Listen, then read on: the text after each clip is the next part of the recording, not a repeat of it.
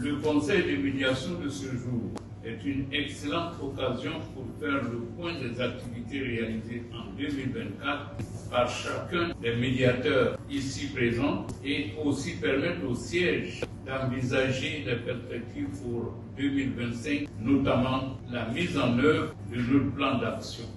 L'objectif in fine étant de trouver les meilleures solutions pour le fonctionnement effectif et efficace des services de l'organe de médiation. Chers collaborateurs, mesdames et messieurs, après le lancement du plan d'action pour une élection présidentielle dont la mise en œuvre exige des moyens financiers importants, j'ai mis en mission une équipe technique chargée de présenter le projet aux partenaires techniques et financiers. Il s'agit notamment des agences du système des Nations Unies et de plusieurs ambassades en vue d'obtenir une adhésion et un appui nécessaire de leur part. Je voudrais saisir cette occasion pour remercier son Excellence, M. Alassane Ouattara, président de la République, pour son appui constant à l'institution le médiateur de la République.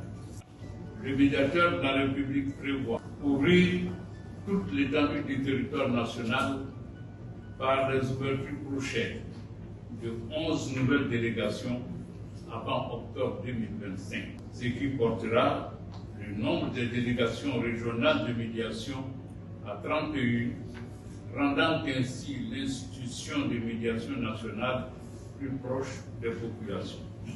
Je reste convaincu qu'avec l'engagement et la détermination de chacun, les activités retenues dans le plan d'action seront toutes réalisées et auront un impact indéniable sur la tenue dans la paix et la convivialité des élections présidentielles d'octobre 2026. Mesdames et messieurs les médiateurs délégués, je voudrais vous féliciter pour le travail abattu dans chacune de vos régions pour une meilleure connaissance de l'institution du médiateur de la République et une prise en charge efficiente des réclamations des usagers. Je vous réitère ma confiance pour les défis futurs de 2025. Chers collaborateurs, mesdames et messieurs, tout en souhaitant des échanges fructueux sur les différents points inscrits à l'ordre du jour, je déclare ouverte la deuxième session ordinaire 2024 du Conseil de médiation de l'institution du médiateur de la République. Je vous remercie. C'est une bonne nouvelle que la population a accueillie, et puisque la population a exprimé à travers nos différentes rencontres leur impatience de pouvoir avoir une délégation à elle propre. Et c'est ce qui s'est passé, et nous avons sillonné un peu la région d'Kinshasa, c'est-à-dire les 4 départements, pour des activités de sensibilisation. Nous pensons que ces actions-là auront un impact essentiel. Mais en plus de cela, vous savez, il y a des actions qui seront menées en 2025 par l'institution. Je crois que tout à l'heure, le médiateur vous a dit, avec l'apport du chef de l'État et l'apport également des partenaires au développement. Nous allons avoir des moyens pour aller sur le terrain.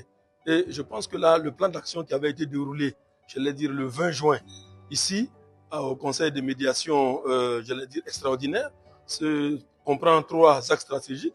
Vous avez donc la communication, vous avez la sensibilisation des acteurs, de toute la population en général. Vous avez également la communication, qui est un deuxième axe stratégique. Et vous avez le 3e axe stratégique, qui est l'observation de la situation de la cohésion sociale. Donc tout cela va se faire donc, en 2025. Et je suis certain qu'aujourd'hui, que les gens iront aux élections, la fleur au fusil. Voilà. Il faut que l'élection devienne une activité de paix en Côte d'Ivoire, qu'on n'ait plus peur d'aller aux élections.